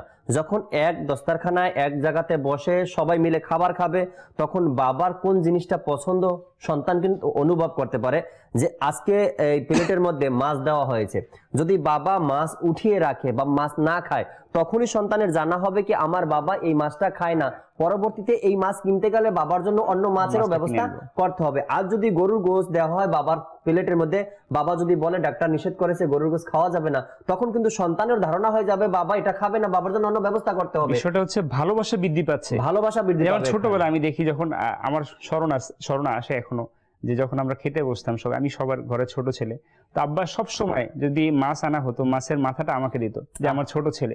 এই যে একটা ভালোবাসা প্রকাশ, হ্যাঁ, আম্মা বলতো আমার ছেলে ছোট ছেলেটাকে দাও বেশি, হ্যাঁ, এই যে আবার সবাইকেই দিত আলহামদুলিল্লাহ, বড় যে তাকেও দেয় আদর, স্পেশালি হ্যাঁ পৃথক পৃথক ভাবে যার যেটা যতটুকু দরকার, এটা তো মা বাবা জানে না। মাশাআল্লাহ, যখনই একই দস্তরখানা এভাবে পরিবারের সবাই একত্রিত হয়ে বসে, তখন একটা আলাদা পরিবেশ সৃষ্টি হয়। আল্লাহ তাআলা ওই পরিবেশটা দেখে আর কিছু না, জাস্ট ওই আমাদের উচিত ইসলামী ভাইরা মাদানী চ্যানেলের দর্শক শ্রোতা, যখনই আমরা খাবার খাই, খাবারের মধ্যে আমরা বসে 3 বেলাই তো খাবার খাই না, যখনই আমরা ঘরের মধ্যে খাবার খাই, তাহলে আমরা একটু চেষ্টা করি পরিবারের সকলের সাথে, মা বাবা সন্তান একত্রিত হয়ে বসে একই দস্তরখানায় খাবার খাই। আল্লাহ চাহে তো এটার উসিলা আল্লাহ তাআলা রিজিকের মধ্যে বরকত দিবে। আরেকটা বিষয়, মা বাবা এমন একটা নেয়ামত, তো যেখানে হাদিসের মধ্যে এসেছে যার মা বাবা সন্তানের প্রতি রাজি, তার প্রতি আল্লাহ তাআলা রাজি। সুবহানাল্লাহ। আজকে আমাদের অবস্থান বর্তমান, আমাদের প্রজন্ম, আমরা যারাই শিক্ষার্থী রয়েছি, যারা পড়াশোনার করার পর ডিগ্রি অর্জনের পর আমরা যারা রিজিকের তালাশ করি, তো এখন বর্তমান প্রেক্ষাপট খুবই আমাদের এখন কম্পিটিশন চাকরির বাজারে। যদি আমরা দেখি যে ভালো রেজাল্ট আছে কিন্তু চাকরি হচ্ছে না, এই বিপদের একটা আমরা দেখি সবাই সম্মুখীন বেশিরভাগই। তো আল্লাহর ওলিদের দিকে যদি আমরা তাকাই, যারাই সফলতা অর্জন করেছেন তারা বেশিরভাগই তাদের মা বাবার দোয়ার কারণে অর্জন করেছেন, আলহামদুলিল্লাহ। তো আজকে আমাদের বড় নিয়ামত যাদের আছে ঘরের মধ্যে, মা বাবা, এই রিজিকের যদি অভাব থাকে, শুধু মা যদি একবার হাত তুলে দোয়া করে আল্লাহ তাআলার কাছে, ওই সন্তানের রিজিকের অভাব থাকবে না। সুবহানাল্লাহ। কারণ মা বাবার দোয়া এমন দোয়া, আল্লাহ রাসূল ইরশাদ ফরমান যে সন্তানের জন্য মা বাবার দোয়া আল্লাহ তাআলা কবুল করে থাকে। জি জি। তো যদি আমার মা আমার বাবা যদি আমার জন্য দোয়া করে 5 ওয়াক্ত নামাজের পর, তাহলে আমার কোথায় রিজিকের পেরেশানি, আমার কোথায় রিজিকের বরকতের কথা চিন্তা করতে হবে?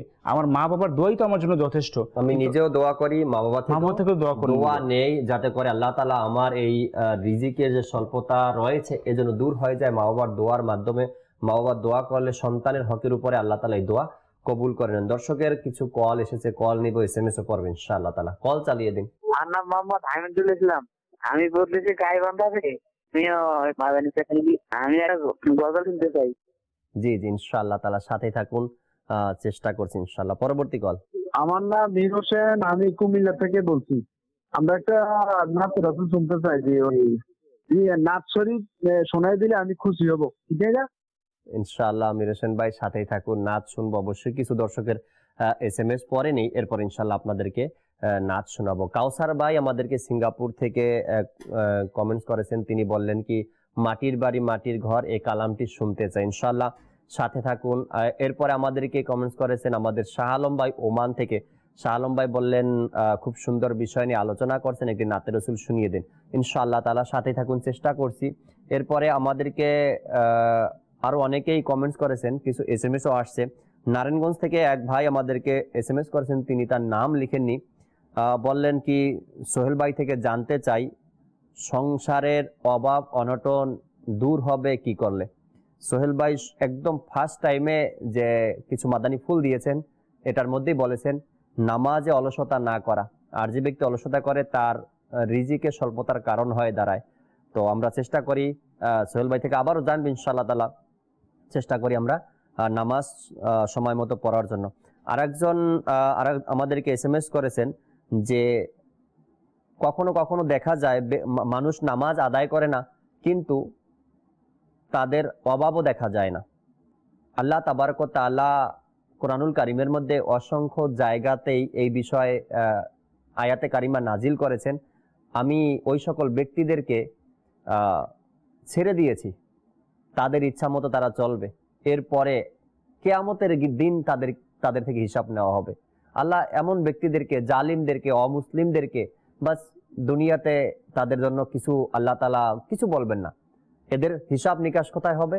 হাসরের ময়দানে। আর মুমিন, দুনিয়াতে বলা হয়েছে মুমিনের জন্য দুনিয়াটা জেলখানা, এখানে মুমিন কষ্ট ক্লাস করবে, অনেক কষ্টে দিন কাটাবে, তাদের সুখ এখানে দরকার নেই। মুমিনের সুখ দরকার কোথায়?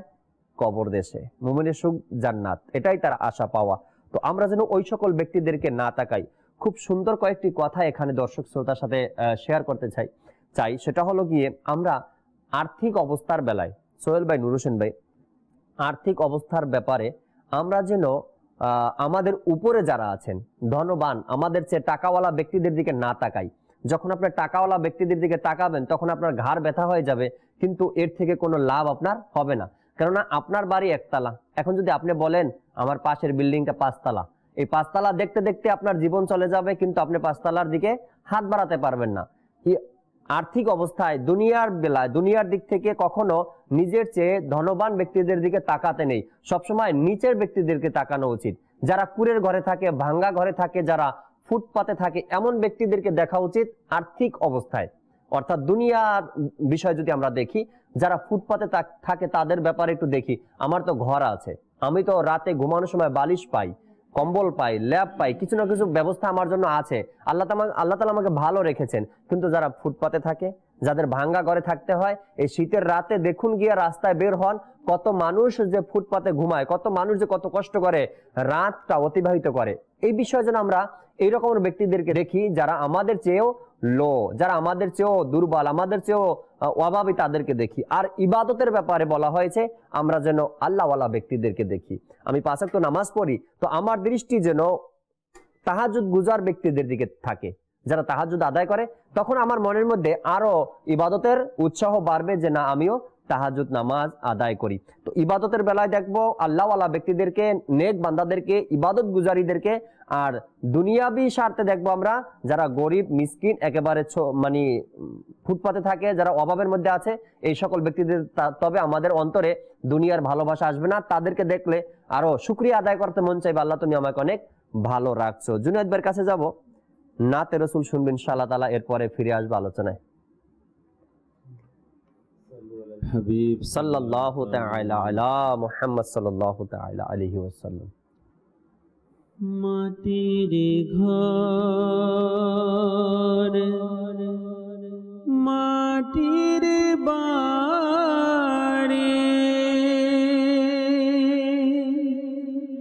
মাটির হবে বিছানা,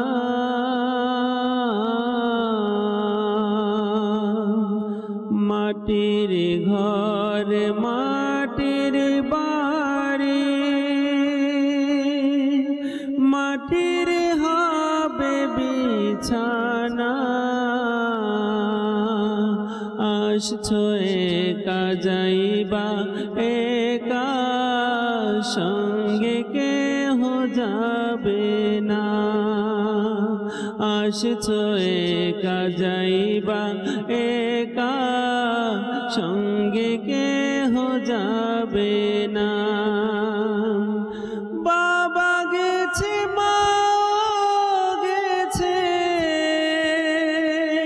কেউ তো ফিরে আসলো না।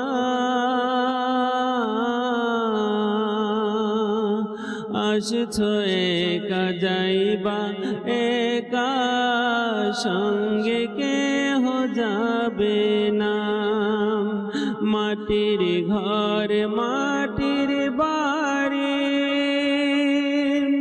মাটির হবে বিছানা। আসছো একা যাইবা একা, সঙ্গে কেহ যাবে না। প্রাণের বিবি চলে গেছে, আর তো ঘরে আসবে না। প্রাণের ছেলে চলে গেছে, আর তো বাবা ডাকবে না। আসছো একা যাইবা একা, সঙ্গে কেহ যাবে না। এমনি ভাবে তুমিও যাবে, বুঝে কেন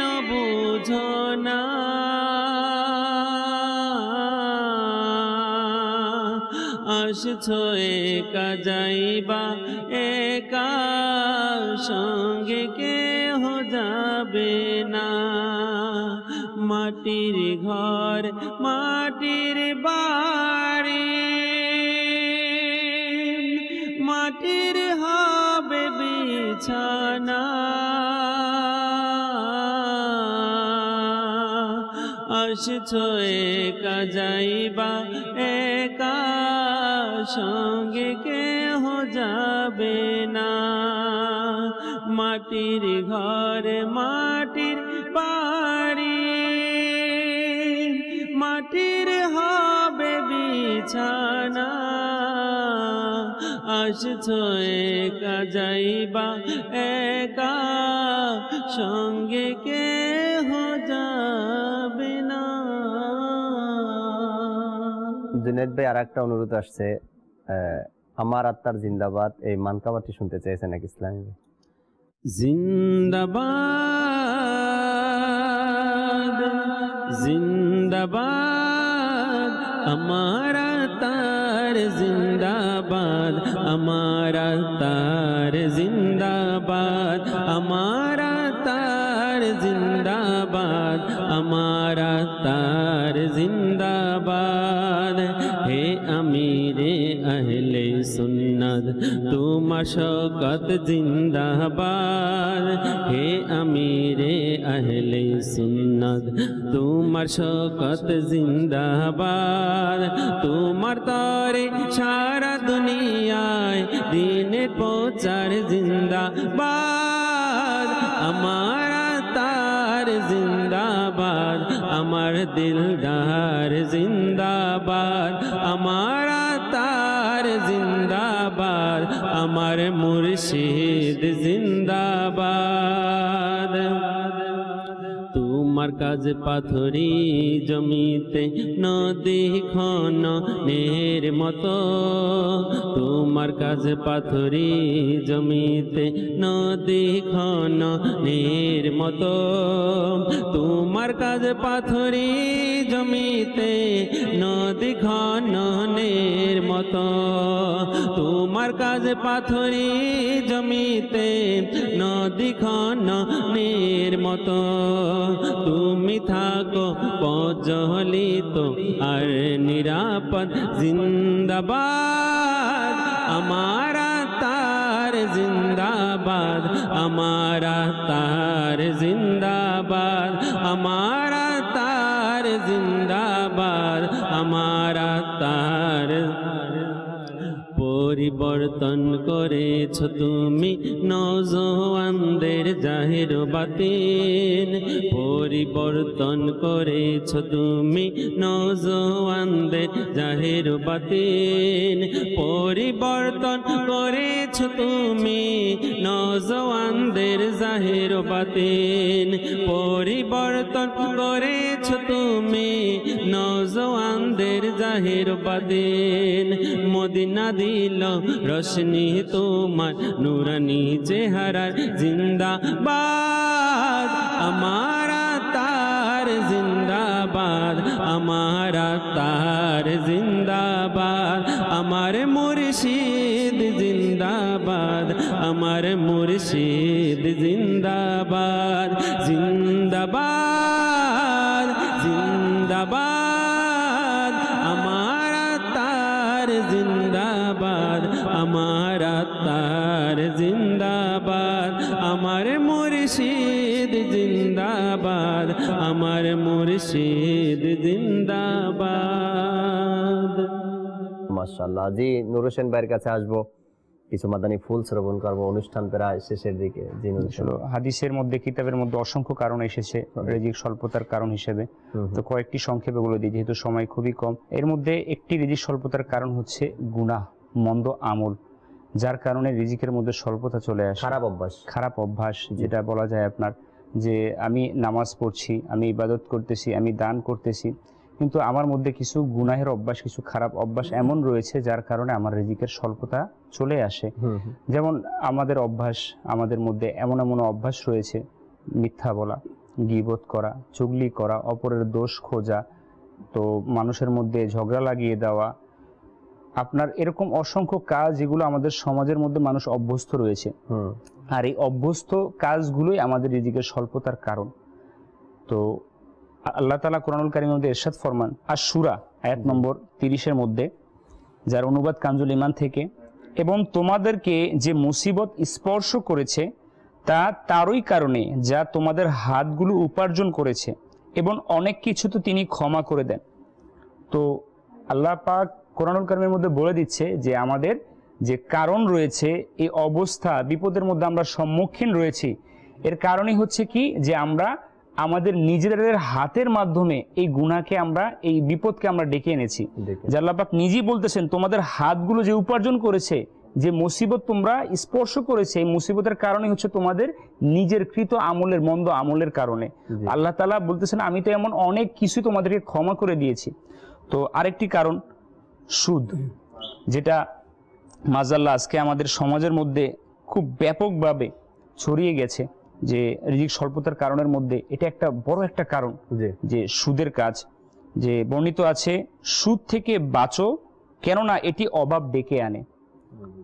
তো আজকে দেখেন আমরা প্রতিটা জায়গায় ব্যবসা প্রতিষ্ঠান, বড় বড় যেই কাজগুলো আমরা করতেছি আমাদের রিজিকের জন্য, উপার্জনের জন্য, যখনই আমরা সুদের মধ্যে ঢুকে যাব, আমাদের উপার্জন ঠিকই হবে কিন্তু রিজিকের মধ্যে বরকত আমরা পাবো না, রিজিকের মধ্যে স্বল্পতা চলে আসবে, তখন আমরা টেরও পাবো না। আল্লাহ তাআলা কোরআনুল কারীমের মধ্যে ইরশাদ ফরমান সূরা বাকারার মধ্যে আয়াত নম্বর 278-279, হে ঈমানদারগণ, আল্লাহকে ভয় করো এবং ছেড়ে দাও যা বাকি রয়েছে সুদের, যদি মুসলমান হও।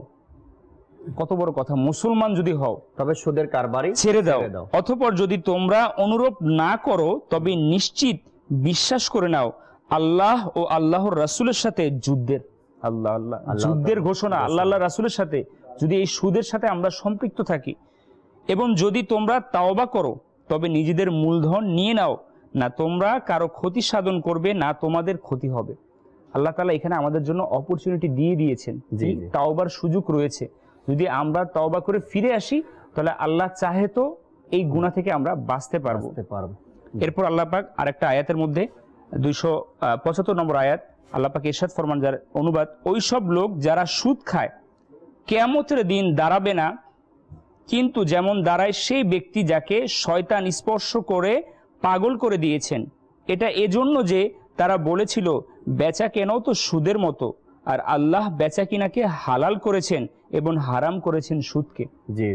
এখানে আল্লামা সৈয়দ মোহাম্মদ নঈমুদ্দিন মুরাদাবাদী রহমতুল্লাহ তাআলা এই আয়াতের আলোকে তিনি বলেন যে এখানে যে সোজা হয়ে দাঁড়াবার যে বিষয়টা, যখন কাউকে জিন আক্রমণ করে তখন ওই ব্যক্তি আর সোজা হয়ে দাঁড়াতে পারে না, তো সে তার আকৃতি চেঞ্জ হয়ে যায়। তো বলা হয়েছে কিয়ামতের ময়দানে যে সুদের লেনদেন করবে, সুদের কারবার করবে, সুদ বক্ষণ করবে, ওই ব্যক্তি আল্লাহ তাআলার কাছে দণ্ডায়মান হয়ে সোজা হয়ে দাঁড়াতে পারবে না। তো এখানে পিছনাই ভাইরা মাদানী ছিলেন দর্শক শ্রোতা, আমরা যারাই উপার্জন হালাল রিজিকের সন্ধানে রয়েছি, তো আল্লাহ পাক আমাদের রিজিকের ব্যবস্থা করে রেখেছেন। যেভাবে হোক না কেন আমাদের রিজিক আল্লাহ তাবারক ওয়া তাআলা দিয়ে রেখেছেন, বা আমাদেরকে সঠিক স্থান থেকে খুঁজে নিতে হবে, তবে হালাল পন্থা। হারাম পন্থায় রিজিক যদি আমরা তালাশ করতে যাই, খুঁজতে যাই, তবে আমরা হোঁচট খেয়ে পরে যাব, রিজিক আমাদের হাতে আসবে না। সোহেল ভাইয়ের কাছে যাব সর্বশেষ কিছু মাদানী ফুল নিয়ে, ইনশাআল্লাহ অনুষ্ঠান শেষ করব। জি সোহেল ভাই। দামাত বারাকাতুহুল আলিয়া তার বিশ্ববিখ্যাত কিতাব ফয়জানে সুন্নতের মধ্যে প্রায় 44টি কারণ লিখেছেন, যেগুলোর কারণে রিজিকের মধ্যে স্বল্পতা চলে আসে।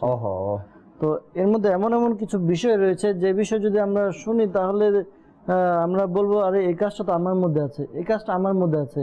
তো আসুন শ্রবণ করে নেই আর নিয়ত করে নেই যে ইনশাআল্লাহ আজ্জা ওয়া জাল এই সকল বিষয় থেকে আমরা বেঁচে থাকবো। তাড়াতাড়ি বলতে হবে আপনাকে। জি ইনশাআল্লাহ আজ্জা ওয়া জাল। এর মধ্যে একটি হচ্ছে হাত না ধুয়ে খানা খাওয়া। তো আমরা যখন খাবার খাই অনেকে আছে হাত ধুই না, বা হাত ধোয়ার পরে কি হয় আমরা হাত মুছে নেই।